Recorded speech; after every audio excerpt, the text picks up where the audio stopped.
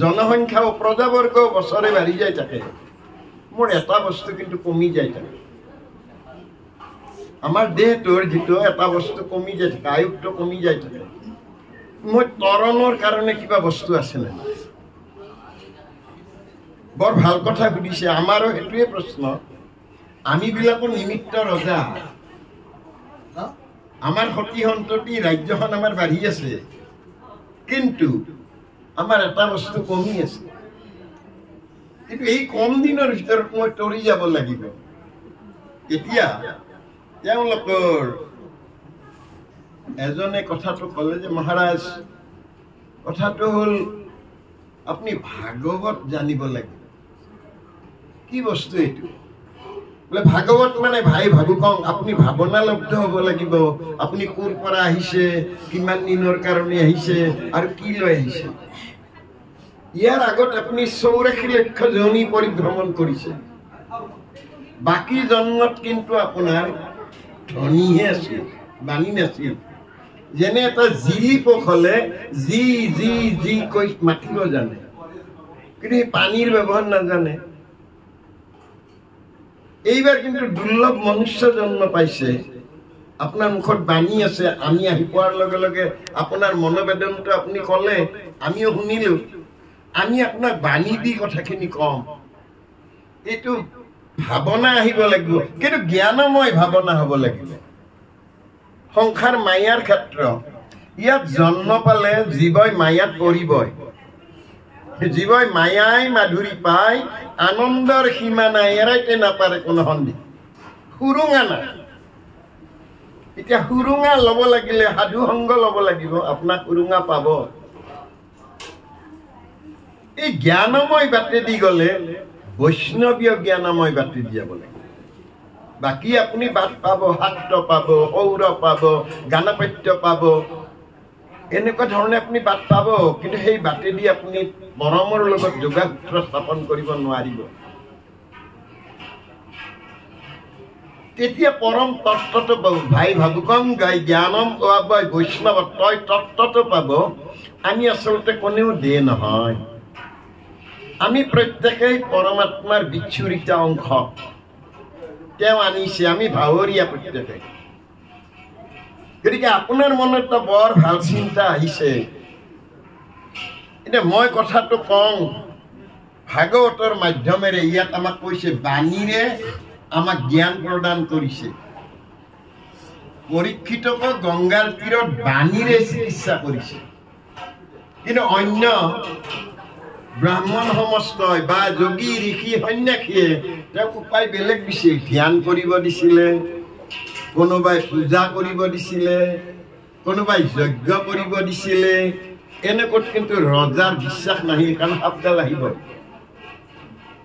কিন্তু সুখদেৱৰ ওচৰত যাওঁতে কিন্তু কলে তোমাৰ গণ্ডগোলটো পানীৰ গণ্ডগোলৰ চিকিৎসা কৰিব লাগিব বাণীৰ এতিয়া তোমাৰ বিশ্বাস আছে নে নাই মূল কথা হল বিশ্বাসে মিলয় হৰি তৰ্কে বহু দূৰ মই মোকেই বিশ্বাসত ল'ব পাৰো নে নোৱাৰো যে মোৰ তাতে তেওঁ আছে সেইকাৰণে আমাক দ্বাদশ স্কন্ধত কলে আপোনাক ভজন্তে আপোনাৰো কোনো শ্ৰম যেতিয়ালৈ মই মোক ভজিব নোৱাৰিম তেতিয়ালৈ মই ভগৱন্তৰ ওচৰত যাব নোৱাৰিম মই প্ৰথমতে মোক ভজিব লাগিব আৰু মোৰ তাত হৰিয়ে আছে আৰু ভগৱন্তও কৈছে মোক বাদে পৃথিৱীত কাৰো জন্ম হোৱা নাই যত দেখা চৰাচৰ হৰিময় নিৰন্তৰ হৰিক বাদে কাৰো জন্ম হোৱা নাই কিন্তু আমি বিলাকে হৰি হবলৈ নাযাওঁ হৰিয়ে কৈছে মোৰ দৰে হবলৈ হলে কিছু ত্যাগ কৰিব লাগিব তুমি মোহশূন্য হব লাগিব বিষয় শূন্য হব লাগিব বাসনা শূন্য হব লাগিব লিপ্সা শূন্য হব লাগিব সৰ্বশেষৰ চিন্তাটো কৰিব লাগিব মই কিন্তু জীৱ আত্মা মোৰ লক্ষ্য হব লাগিব পৰমাত্মা এই পৰমাত্মালৈ লক্ষ্য হব লাগিলে দৃঢ়তা লাগিব এই দৃঢ়তাৰ কাৰণে ইয়াতে কৈছে কহো আৰু ভাগৱত ধৰ্মৰ লক্ষণ বিমৰিষি পূৰ্বত আপুনি নাৰায়ণ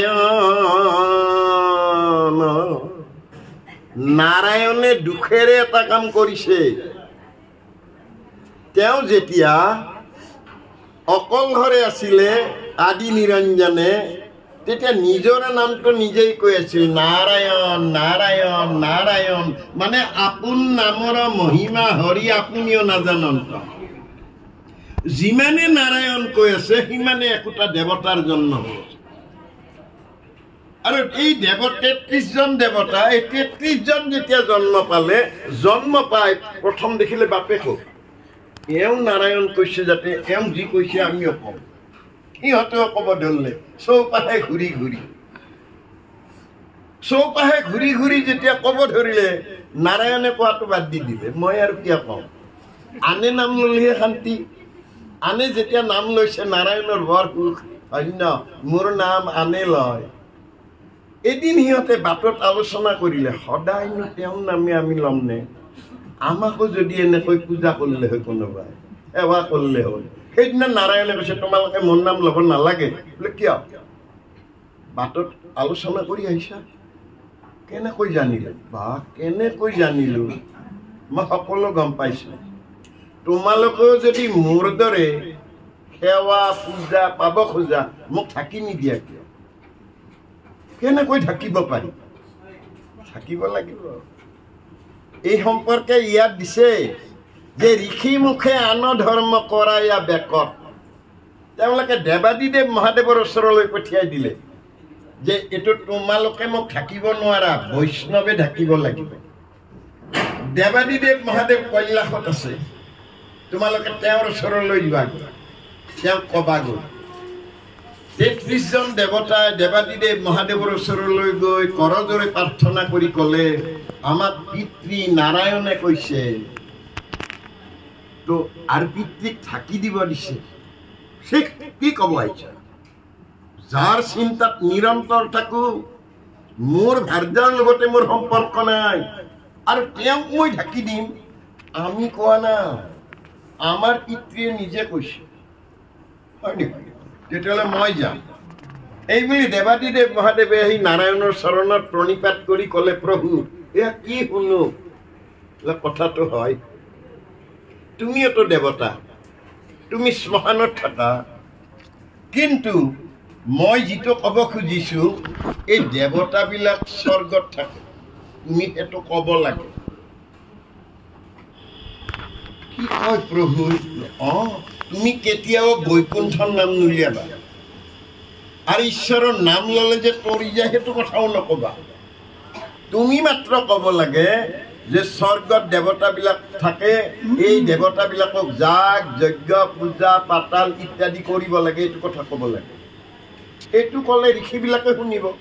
ঋষিয়ে শুনিলে তেওঁলোকে লিখিব, লিখিলে জনসমাজত প্ৰচাৰ হ'ব, মই হেৰাই যাম। সেইকাৰণে ক'লে, ঋষি মুখে আন ধৰ্ম কৰায়া বেকত, কহিলা আপোন মুখে নিজ ধৰ্ম যত। কেতিয়া ক'লে? তেওঁ ঋষিৰ মুখেৰে তেওঁ কোৱালে, অন্য শাস্ত্ৰত হৈ গ'ল, যাগ যজ্ঞ পূজা পাতাল ইত্যাদি হ'ল, নাৰায়ণ লুপ্ত হৈ গ'ল। কিন্তু ভগৱন্ত প্ৰভুক ধৰিত্ৰী মাতৃয়ে কান্দি কান্দি কৈছিল গৈ যে পৃথিৱীত এতিয়া আৰু থাকিব নোৱাৰি।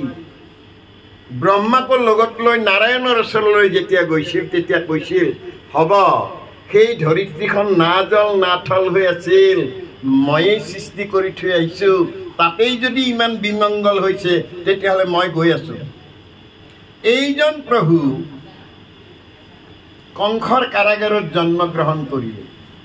আচলতে নাহি জন্ম তোমাৰ তথাপি জন্ম ধৰা, সেই জন্মে জীৱৰ জনম হাম ফল কৰা। তেওঁ জনম হাম ফল কৰিবৰ কাৰণে কাৰাগাৰত জন্মগ্ৰহণ কৰি পিতৃ মাতৃক কৈ দিলে, মই ইয়াত থাকিলে লীলা কৰিব নোৱাৰিম, মোক তোমালোকে গকুলত থৈ আহা। তেনেভাৱে তাতে থাকিল। গতিকে এইজনে বক অঘ পুতনা কংস শিশুপাল ইত্যাদিক নিধন কৰি ধৰ্ম সংস্থাপিত কৰিবৰ নিমিত্তে 18 দিনীয়া কুৰুক্ষেত্ৰৰ যুদ্ধত সমস্তকে বিনাশ কৰি তেওঁ যুধিষ্ঠিৰৰ হাতত ধৰ্মৰাজ্য দিলে। সেইকাৰণে ইয়াত ক'লে কহিলা আপোনা মুখে নিজ ধৰ্ম যত। এইটো গীতাত ক'লে সৰ্বধৰ্মান পৰিত্যাজ্য মামেকং শৰণং ব্ৰজ, সৰ্বধৰ্ম এৰি এক শৰণ সাক্ষাৎ, সুদৃঢ় বিশ্বাসে সুখী লয়কো আমাত, নকৰিবা ভয় হেৰা কৰো অংগীকাৰ, সমস্ত পাপত মই কৰিব উদ্ধাৰ।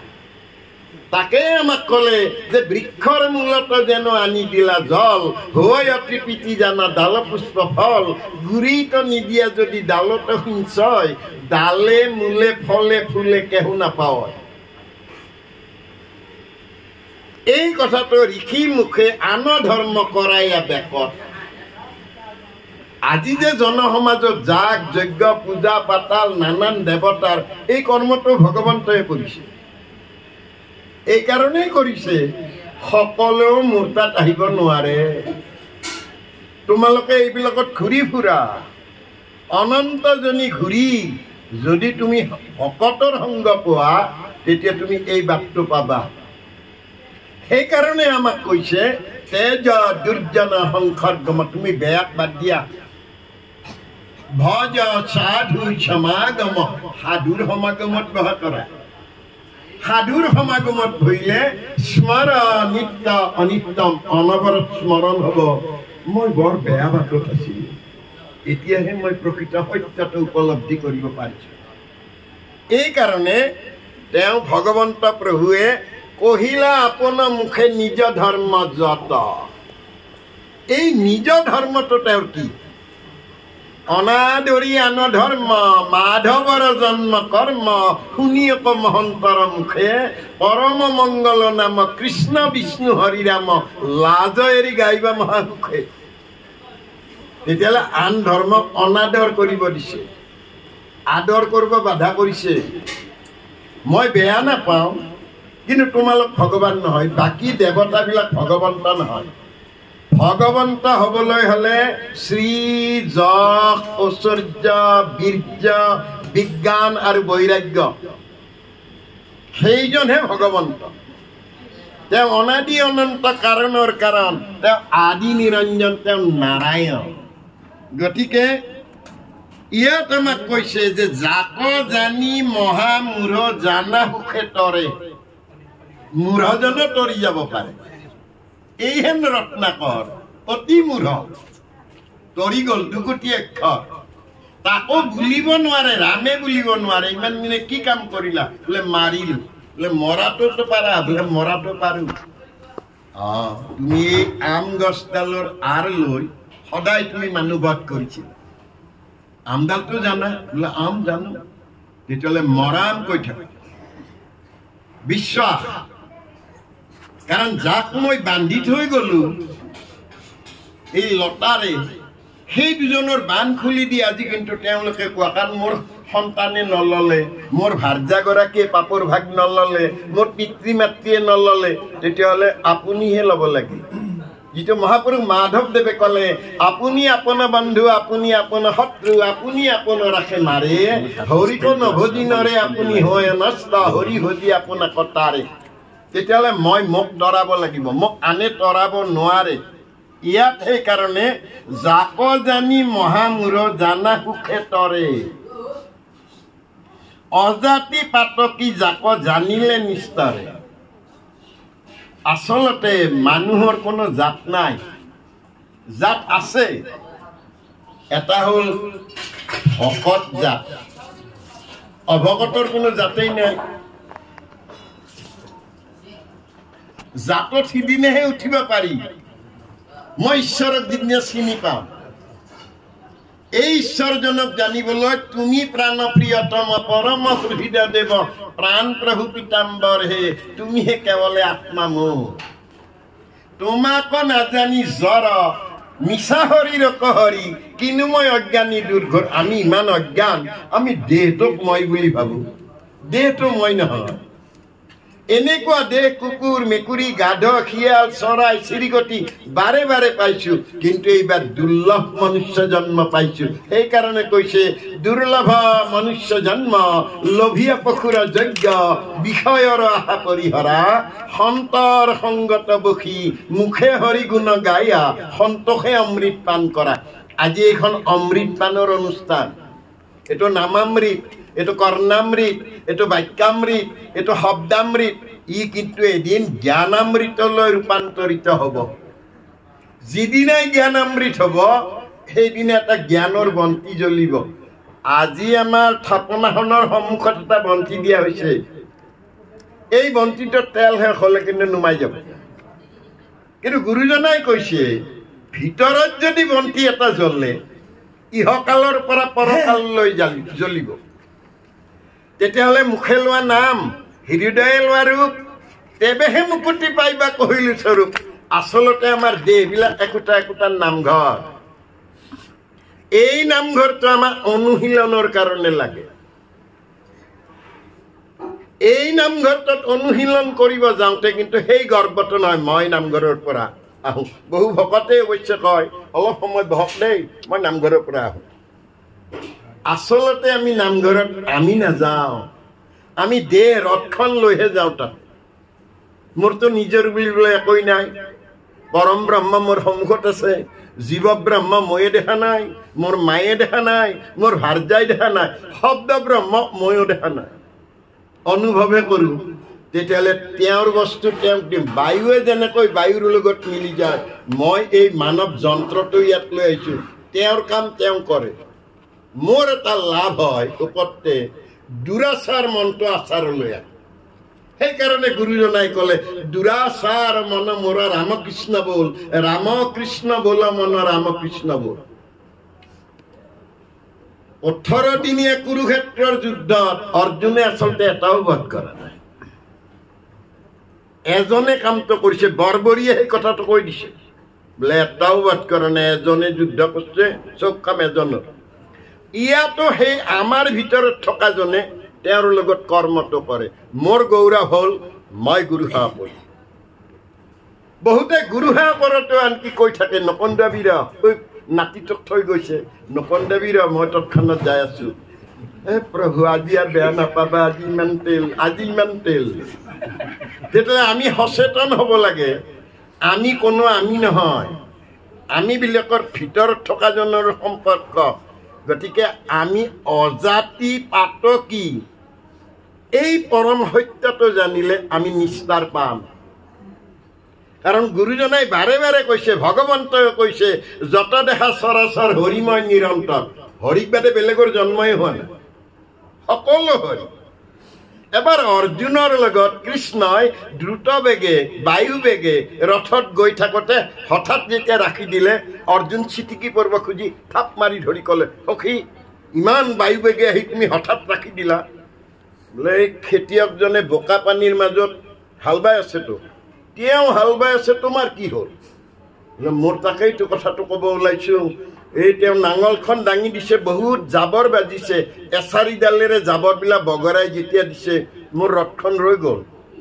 মই একো বুজি নাপালোঁ। বোলে জাবৰবিলাকত বহুত কেঁচু আহিছে, এনেকৈ বগৰাই যেতিয়া দিলে কেঁচুবিলাক ছিগি গ'ল। ছিগি গ'লে মোৰ বুকুত খুন্দা লাগি গৈছে।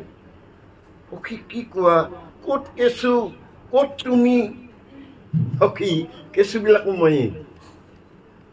তেতিয়াহ'লে ভাবক কেঁচুও তেওঁৱেই। সেইকাৰণে আমাক কৈছে সমস্ত ভূতৰে তুমিহে আত্মা, হৃদয়ে পৰম গুৰু, তথাপি সেৱা অনুহাৰে কৃপা কৰা যেন কল্প তৰু। সমস্ত ভূতৰ আত্মা তেওঁৱেই আছে, কিন্তু সেৱা কোনে কৰিব পাৰে? কৃপালু গুৰু শংকৰদেৱে ক'লে বিশেষত মনুষ্যত, কেৱল মানুহ। কিন্তু মানুহৰ আকৌ অৰ্জুনক ক'লে যে সখী তোমাৰ আগৰ জন্ম জানানে? সখী মই আগৰ জন্ম কি? মোৰ আগৰ জন্ম তুমি কিবা জানা নেকি? তুমি গোৱালৰ ল'ৰা নহয়। সখী ক'লেই তোমাৰ খং উঠি যাব। এতিয়া তুমি ইয়াৰ আগৰ জন্মত বানৰ আছিলা। বোলে সখী এনে কথা নক'বা, মই এতিয়াই গুচি যাম। ৰবা সখী কিয় যোৱা? বানৰ মানে বা মানে পুচ্ছ, পুচ্ছ মানে নেজ, নেজডাল তোমাৰ নোহোৱা হোৱাৰ লগে লগে তুমি নৰ হলা। বাটো গুচি গ'ল, নৰ হলা।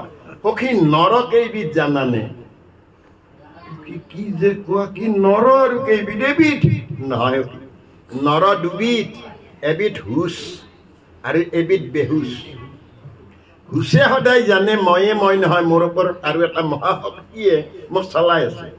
আৰ বেহুচৰ কথা হল মোৰ ঘৰ, মোৰ সন্তান, মোৰ মাটি বাৰী। আচলতে আমি বেহুচ। এই বেহুচক অৰ্জুনক কলে সখী মই কিছুদিন মানে জ্ঞান দিম, জ্ঞান দিলে তুমি অৰ্জন কৰিবা, অৰ্জন কৰিলে তুমি জ্ঞানাৰ্জুন হবা। আমি সকলো অৰ্জুন হব লাগে, জ্ঞানাৰ্জন কৰিব লাগে। আৰু এই নিমিত্তে কৈছে অপৰম ভকতে যাক নিতে কৰে ৰতি, সেহি ভাগৱত ধৰ্ম জানিবা নিপতি। আমাৰ গুৰু আসন প্ৰতিষ্ঠা কৰা বাপগৰাকীয়ে কৈছে সদায় তাৰমানে নিতে কৰিব লাগিব। মোৰ তেওঁৰ লগত প্ৰেম হ'ব লাগিব। ভগৱন্তৰ লগত যদি প্ৰেমেই হোৱা নাই, ইয়াত সেইকাৰণে পৰম ভকতে, যে ভকতৰো আৰু ভাগ আছে নহয়। কিছুমানে ভটো পাইছে, কিছুমানে কটো পাই ভক ভকাই থাকে। ভক ভকাই থাকিলেতো নহব। তনু মন প্ৰাণ অৰ্পে কৃষ্ণ চৰণত, তিনিৰ সংযোগ হলে বোলয় ভকত। ভকত একেদিনাই হব নোৱাৰি। দেৱৰ্ষি নাৰদে একেদিনাই হোৱা নাই। আমি বা কিমান জন্মৰ পিছতে আহি পাইছো, এই দুৰ্লভ জন্ম পাইছো। গতিকে আমাক কৈছে স্মৰ নিত্য অনিত্যম, অনবৰত স্মৰণত ৰাখিবা। তেওঁৰ কৃপাৰ বাবে মই চকুৰে দেখো, কাণেৰে শুনো, জিভাৰে ক'ব পাৰো, হস্তেৰে কৰ্ম কৰিব পাৰো, হৃদয়েৰে উপলব্ধি কৰিব পাৰো, আৰু চৰণ যুগলেৰে মই যাব পাৰো। তেতিয়াহ'লে মই নহয়, মোৰ ভিতৰত থকাজনৰ লগত মোৰ সম্পৰ্ক হ'ব লাগে। মোৰ ভিতৰত জনক থকাজনক মই খাদ্যও দিব পাৰিব লাগে। আমাৰ দেহটোৰ কাৰণে খাদ্য জন্ম পাবৰ পৰা আয়ে আমাক দেহৰ ৰস খুৱাইছে। এই মুখখনেৰে পিছত বহুতে খালো, কিন্তু ভগৱন্তই কৈছে মই তেতিয়াই মাতৃগৰ্ভত, তেতিয়াৰ পৰা জীৱন ভাতিটো টানি আছো, মোক তুমি নোখোৱা নেকি? তেওঁ খাই, কিন্তু আমি খালে 24 ঘণ্টাত ওলাই যায়। তেওঁ খালে ইহকালৰ পৰা পৰকাললৈ থাকে। তেতিয়াহ'লে কৰ্ণপথে ভকতৰ হিয়াত প্ৰৱেশী হৰি দুৰ্বাসনা হৰে সমৰ্থ।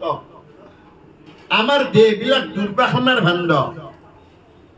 গুৰুজনে সেইকাৰণে কৈছে কাম ক্ৰোধ কুত্তা, কাম উৰি খাই বিষয় বিষ লাগি এই দিব যায়।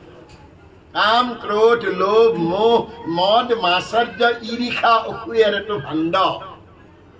এই ভাণ্ডটো ক্ষুদ্ধ কৰিবৰ কাৰণে আমি পৰম ভকতে যাক নিতে কৰে ৰতি। প্ৰেম পুৰুষে প্ৰকৃতি ৰতি কৰিলে সন্তান আহে, ভকতে ৰতি কৰিলে এটা আহিব লাগিব, এটা আৰু উদ্ভৱ হয়, জ্ঞানোদ্ভৱ হয়, উদ্ধৱ হয়। আমাৰ ৰতিটো প্ৰেমটো সেইটো আহিব পাৰিব লাগিব। ইয়াত সেইকাৰণে যে পৰম ভকতে যাক নিতে কৰে ৰতি।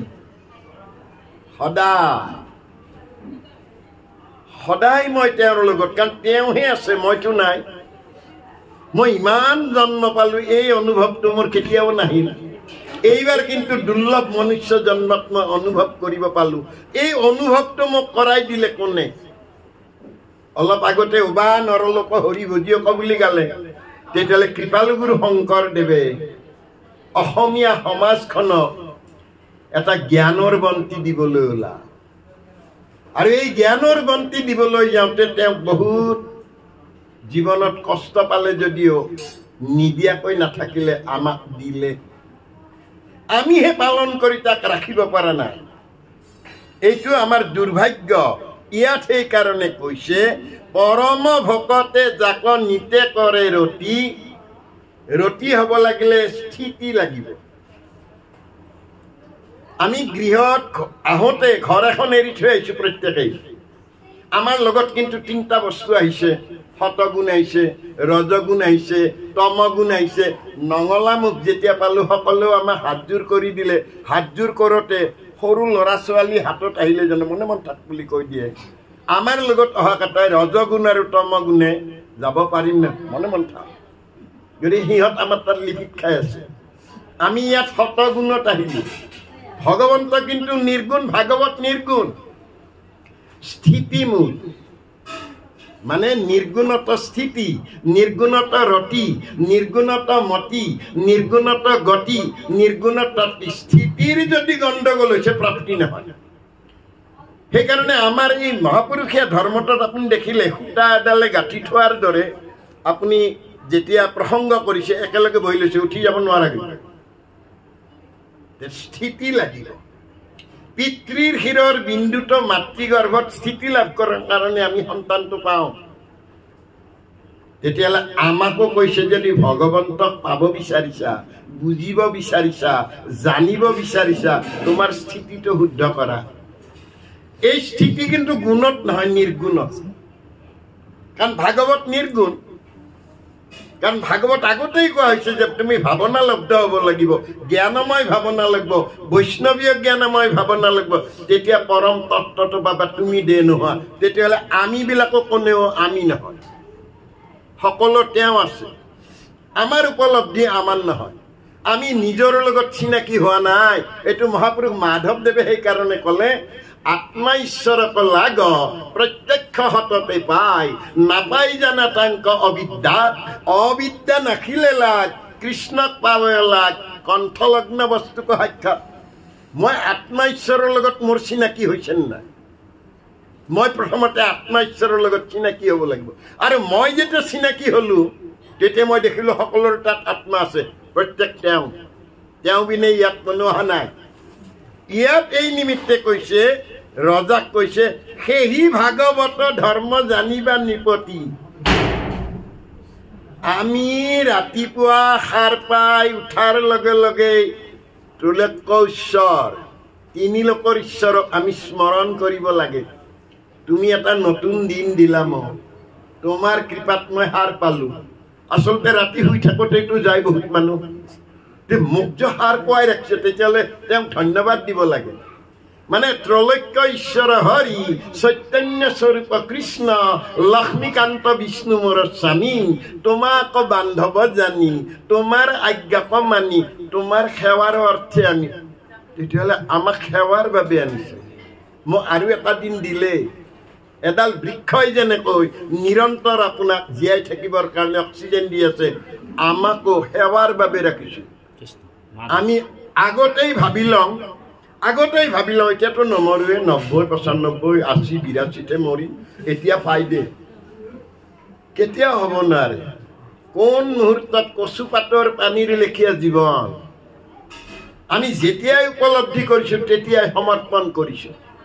যেতিয়ালৈ সমৰ্পণ নহ'ব তেতিয়ালৈ নহ'ব। কিন্তু এটা বৰ ডাঙৰ কথা কৈছে, হৰিত শৰণ লৈয়া যিটো জনয়ে হৰিৰ চৰিত্ৰ শ্ৰৱণ কীৰ্তন কৰে। এনেই শুনিলেওতো ওলাই যাব। ল'ৰাটোক নাম লগাই দিলে স্কুলৰ ভিতৰলৈ সোমাব দিব, নাম লগাই নিদিলে সি ধাৰিখন পিঠিত পিনে নিব, মাষ্টৰে ক'ব বাৰান্দাত বহি থাক। এনেকুৱা যিমানবিলাক আহিব বাৰান্দাত বহোঁতে সিহঁতক ক'লে কিবা লিখি থাক। কিবা লিখোঁতে সিহঁতে স্কেলেৰে ইটো সিটোক যেতিয়া মাৰিলে গণ্ডগোল যেতিয়া হ'ল, মাষ্টৰ ওলাই আহি ক'লে ছুটি দিছোঁ যা। তেতিয়াহ'লে আমি ভিতৰলৈ সোমাব লাগিব। ভিতৰলৈ সোমাব লাগিলে আমি হৰিত আশ্ৰয় ল'ব লাগিব। কাৰণ মানুহবিলাক সকলো পৃথিৱীত আশ্ৰয় লৈয়ে আহিছে। আমি পিতৃ শিৰত বিন্দুৰূপে আছিলোঁ, মাতৃগৰ্ভত আমি আশ্ৰয় গ্ৰহণ কৰিলোঁ। মাতৃয়ে সময়ত ৰাখিব নোৱাৰি ধৰিত্ৰীক দিলে। ধৰিত্ৰীয়ে ক'লে মোৰ স্বামী কিন্তু ভগৱন্ত, তুমি স্বামীৰ লগত চিনাকি হোৱা।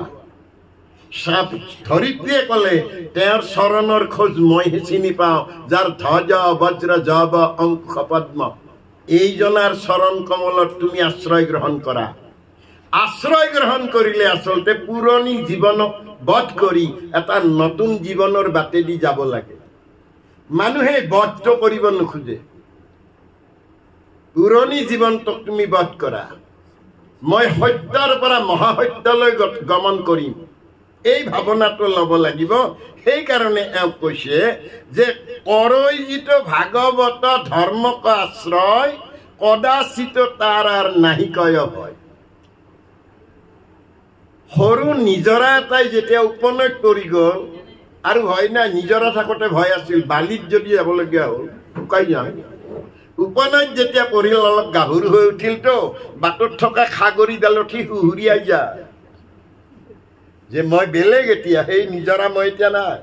আৰু যেতিয়া সি নৈ পায়, তাৰপিছত একেবাৰে উফন্দি উঠি সি এনে লাগৈ যায়, বাহ এনে যৌৱান পাই গ'লো মই, এই গছডালে সৈতে মই এই মাত্ৰ বগৰাই লৈ যাম। কিন্তু সিও এদিন, সেই নৈখনো এদিন আঁঠু জোখৰ হৈ যায়।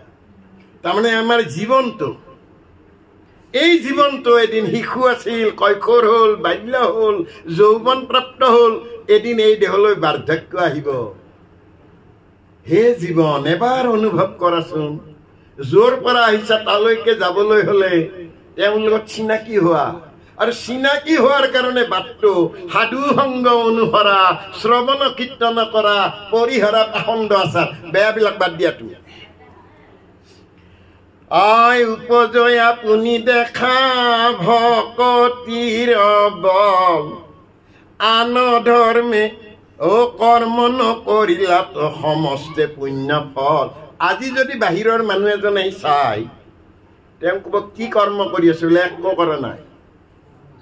আগতে তাল এযোৰ বজাই কেৱল হাততালি বজালে, এইবাৰ আকৌ এখন কিতাপ উলিয়াই লৈছে, চব মানুহ বহি আছে, এজনে কথা কৈছিল, কাম কৰা নাই, একো কাম কৰা নাই। কিন্তু ভগৱন্তই কৈছে এইটো শ্ৰেষ্ঠতম কাম, ঈশ্বৰৰ অৰ্থে যি কৰে সেইটো কৰ্ম শ্ৰেষ্ঠতম। কাৰণ আপোনালোকৰ এতিয়া দেহত কাম, ক্ৰোধ, লোভ, মোহ, মদ, মাচাৰ্য, ঈৰ্ষা, অসূয়া অহা নাই, ঘৰৰ চিন্তা অহা নাই। ভৰিখন যদি কাৰোবাৰ তাত লাগিছে, তেওঁ বেয়া পোৱা নাই, তেওঁ কৈছে একো নহয় দিয়ক। তেতিয়াহ'লে ইন্দ্ৰিয়বিলাকক স্তব্ধ কৰি ল'ব পৰাটো, এইটোতো বেলেগত নহয়। মোৰ কোদালখনেৰে মই কাম কৰি থাকোঁতে তেতিয়াও মোৰ চিন্তা হৈছে, অমুকে কিন্তু মোৰ পইচা কটা নিদিলে, আজি এইফালেদি গ'লে ধৰিব লাগিব। তাৰমানে কোদালৰ কাম কৰি থাকোঁতে অন্য চিন্তা হৈছে, ইয়াত কিন্তু এই চিন্তাটো নাই। সেইকাৰণে ইয়াতে কৈছে যে কৰ্ম নকৰিলাতো সমস্তে পুণ্য ফল। আপুনি আৰ্জি আছে, চিত্ৰগুপ্তই নম্বৰ দি গ'ল। আমি আমাক ভাবিব নালাগে আমি কিবা পাম, এই কথা আমাৰ লক্ষ্য নহয়। লক্ষ্য আৰু উদ্দেশ্য হ'ল ঈশ্বৰ চিন্তাত নিমগ্ন হোৱা, মই মোক তেওঁক সমৰ্পণ কৰা। তোমাৰ বিস্মৃত অংশ তুমিয়ে আনিছা আৰু মায়া কোহৰত তুমিয়ে পেলাই থৈ দিছা। আমি জীৱই মায়া মাধুৰীত পৰি আছো, আৰু তুমি লীলা মাধুৰীৰে আমাক তৰণৰ সমস্ত সম্পদ দিছা। সেইকাৰণে ভাগৱতত লীলা মাধুৰী দিছে, শিশু লীলা, বাল্য লীলা, ব্ৰজ লীলা, মথুৰা লীলা, লীলা দিছে। লীলা যি জিজ্ঞাসু, যি মননশীল, যি আত্মদৰ্শী, তেওঁলোকে তাৰ ভিতৰটো দেখিবলৈ পায়। আৰু নাজানাবিলাকৰ কাৰণে আমাক আখ্যান দিছে আৰু উপাখ্যান। তাৰমানে এটা মানৱ দেহক সুসংগঠিতভাৱে গঢ়ি তুলিবৰ কাৰণে এখন ভাগৱত। ভাগৱত মানে কিন্তু গ্ৰন্থ নহয়, ভাগৱত গ্ৰন্থ বিপৰীত। ভাগৱত পঢ়ি আপোনাক ভাগৱত হ'ব দিছে। কৃপালু গুৰুজনে আমাক ভাগৱত দিছে। উদ্ধৱ ভাগৱত হ'ল, বিদুৰ ভাগৱত হ'ল, মৈত্ৰেয় ভাগৱত হ'ল, পৰীক্ষিতে 7 দিন শুনি মহাভাগৱত হৈছে।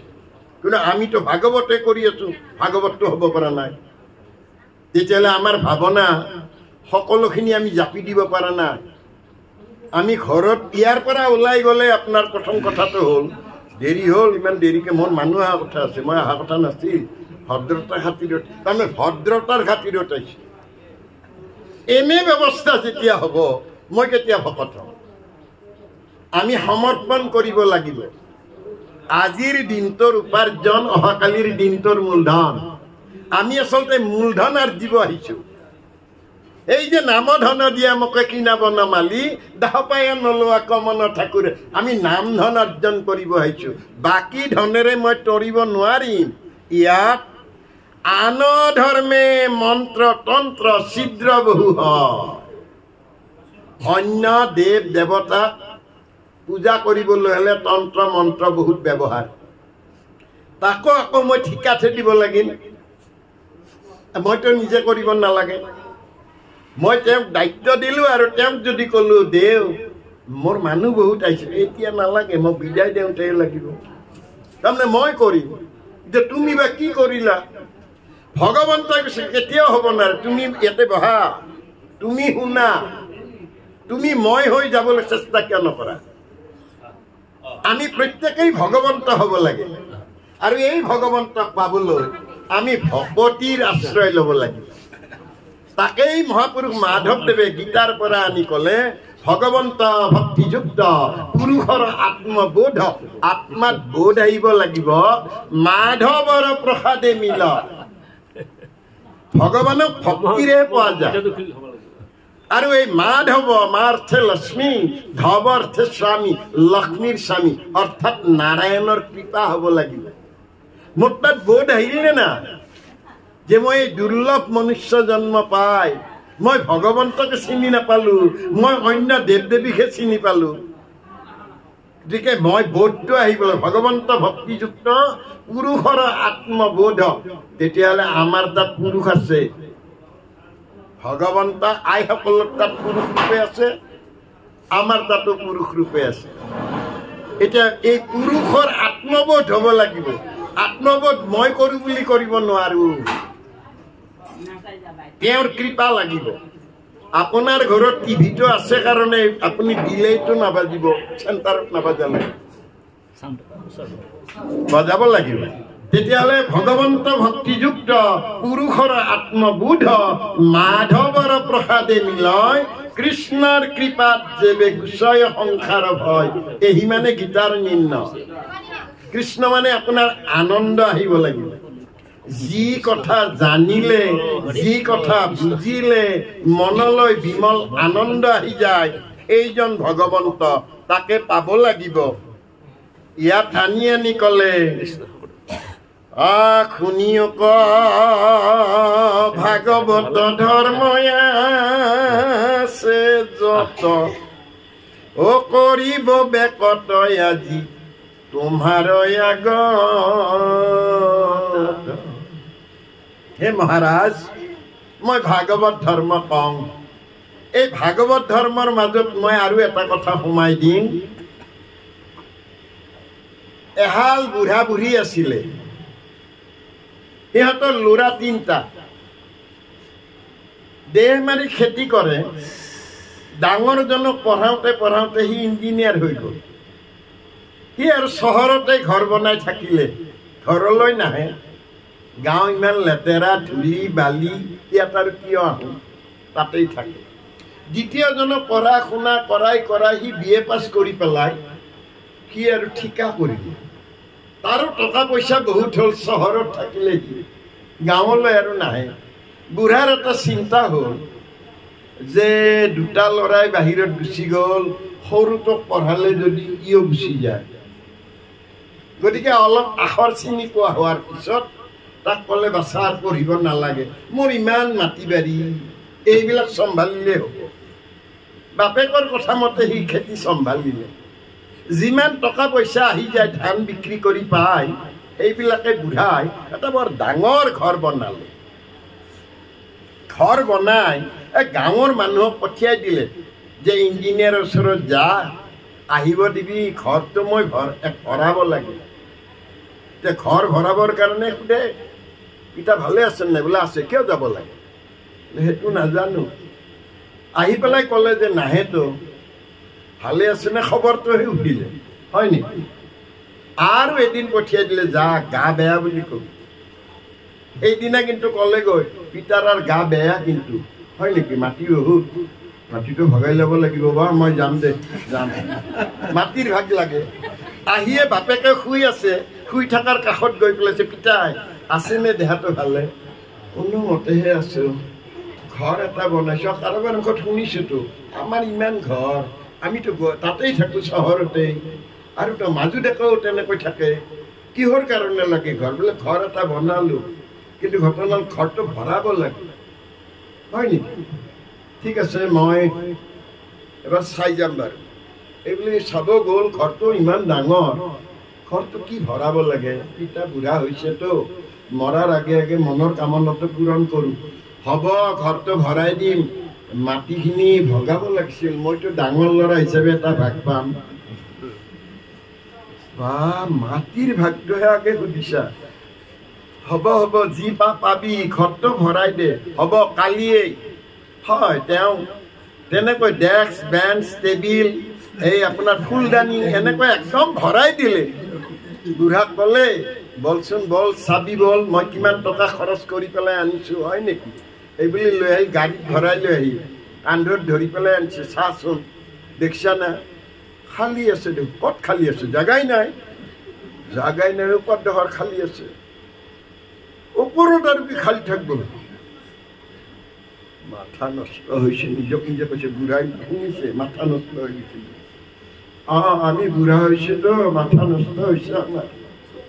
দুৰ্ভাগ্য মোৰ, দেহা মাৰি আৰু তহঁতৰ ইঞ্জিনিয়াৰ বনালে, গোটাই ঘৰটো ভৰাই দিব তহঁতে মাথা নষ্ট হৈছে। মাটিখিনি ভগাবি নে নগা তাকে ক। আজিৰ পিছত কালি যাবি, কিন্তু অৱস্থা বেয়া। মাটিৰ ভাগ পাবি, যা পিছতো পাবি। যাই পেলাই লৈ যাবি ডেস্ক বেঞ্চবিলাক। নিম। হয়, দুদিন পিছত গাড়ী লৈ আহিল, য'ৰ পৰা আনিছে তাতে দি দিলে। তেওঁলোকে ক'লে 4 দিন ৰাখিছে, ছেকেণ্ড হেণ্ড, এইটো বস্তুৰ দাম কম, আধা দামত বিক্ৰী কৰি দিলে। বৰ দুখ তেওঁৰ। তাৰ মগজ বেয়া হৈ গৈছিল, মই ইমান টকা ভৰি পেলালোঁ। আৰু এদিন মানুহ এজনক পঠিয়াই দিলে ঠিকাদাৰৰ ওচৰত। ঠিকাদাৰে কৈ দাদা গৈছিল দেখোন, বোলে ঘৰটোৱে ভৰাব নোৱাৰিলে। কি ঘৰ? বোলে কিবা টেবিল চেয়াৰ ইত্যাদি দিছে, আলমাৰি দিছে, ডেস্ক বেঞ্চো দিছে, ফুলদানিও দিছে। কি নহ'লে? বোলে নাই, ঘৰটো বোলে ভৰা নাই। পিতাৰ বেয়া হৈছে ব্ৰেইনটো। মাটিৰ কিবা ভাগ হৈ গ'ল নেকি? বোলে মাটিৰ ভাগ হোৱা নাই। সেইটো চিকে গ'ল, ঠিক আছে মই যাম। বুঢ়াই ক'লে বাপা দেহা বেয়া, ঘৰটো খালি ভৰাই দি মই তাতে আনন্দ পাম। কি ভাবিলে, পিতাৰটো মাথাই বেয়া। ঠিক আছে, মই ঠিকা কৰা মানুহ যদিকে হ'ব, ট্ৰাকবিলাক কৈ দিলে বালি ভৰাই দিয়ে। বালি ভৰাই দিয়ে, বালি ভৰাই দিয়ে। আধামান যেতিয়া হ'ল ইটা ভৰাই দিয়ে, ইটা ভৰাই দি কাঠ ভৰাই দিলে, কাঠ ভৰাই দি ওপৰত বাঁহ ভৰাই দিলে। বুঢ়াক লৈ আহি চাচোন ধৰিছি না? ক'ত ধৰিছি? খালী আছে দেখোন। ক'ত খালী আছে? ওপৰত দেখি বাঁহৰ ভিতৰত পকলা তাতেও খালী আছে। বাঁহৰ ভিতৰত খালী থাকিবই, তাতো খালী আছে। তাৰে ওপৰত নাই, টিঙৰ কাৰণে দিব নোৱাৰি নহয়। আৰু এইগিলা লৈ যাবি, এইবিলাক পুৰা কৰি দিব লাগে, পুৰা কৰি দিয়ে একদম।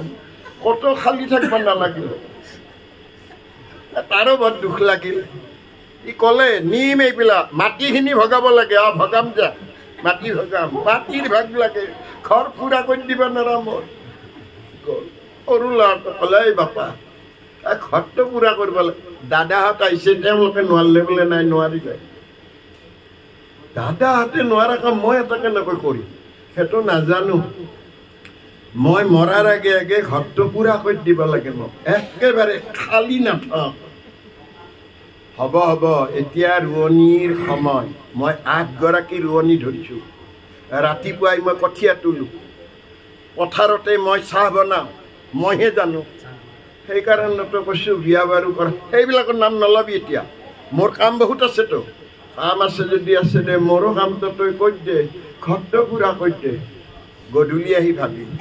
গধূলি গা ধুই থাকোঁতে বুঢ়াই আহি পেলাই আকৌ ক'লে বাপা ঘৰটো হ'ব নহয়, গাটো ধুব দে। সি দাখন ল'লে, ক'লে বাপা কি কৰা তই? হ'ব হ'ব, ঘৰটো বোলে দাৱেদি ঘৰ ভৰাই নেকি? যি কৰিব লাগে মই কৰিম। বাৰীৰ পিছফালে গৈ ডাঙৰ কলপাত এখন লৈ আহিছে, আৰু ঘৰত ডাঙৰ এটা মলা আছিল। সেই মলাটোত ডাঙৰ এডাল সিহা ফিটা এডাল দি দেউতাক লৈ গৈছে। বল ক'ত? ঘৰ পুৰা হৈছে নে চাবিটো? ইমান এন্ধাৰত যাম কেনেকৈ? মোৰ কান্ধত ধৰ, মই লৈ যাম নহয়। এইবুলি লৈ গৈছে, চাকিটো জ্বলাই দিছে। বুঢ়াই দূৰৰ পৰা কৈছে, কিন্তু বাপাও ঘৰটো ভৰি গৈছে নেকি? ক'বতো নোৱাৰোঁ কি বাদ, ঘৰ ভৰিছে, বাহিৰক লাগি আহি গৈছে, ইমান ভৰিছে, বাপৰে বাপ। এইবুলি বুঢ়াই কৈছে, অন্য বাচ্চা মই 3টা ঘৰ আনলো সংসাৰত, এটা ঘৰেও পোহৰ দিব নোৱাৰিলে, তই কিন্তু পোহৰ দিলি। তাৰমানে আমাক পিতৃ মাতৃ একোটা ঘৰ দিছে, এই ঘৰটোৰ ভিতৰত পোহৰ দিব দিছে, বন্তি এটা জ্বলাব দিছে। কৃপালু গুৰু শংকৰদেৱে সেই বন্তিটো দিছে। এই জ্ঞানৰ বন্তি যেতিয়ালৈ নজ্বলিব আমাৰ মানুহবিলাক হুচ নোহোৱা মানুহ হম। আৰু ইয়াত সেইকাৰণে ক'লে শুনা সভা সদপদ কৰিয়া প্ৰবন্ধ অনৱসিদ্ধ কথা ইটো হৈ একাদশ স্কন্ধ। ভাগৱতত নৱবিধ ভকতি কৰি গ'লে শ্ৰৱণ কীৰ্তন অৰ্চন বন্দন দাস্য সুখিত আত্মনিবেদন পদসেৱন আৰু স্মৰণ সিজিছে নে নাই? একেটা কিন্তু সিজিছে, নৱসিদ্ধ হৈ আহিছে। এইবাৰ এই ৰজাক পাৰ্চল কৰি আমিবিলাকক কৈছে, কিন্তু আমিবিলাকে পাবলৈ হ'লে কপালত লাগিব।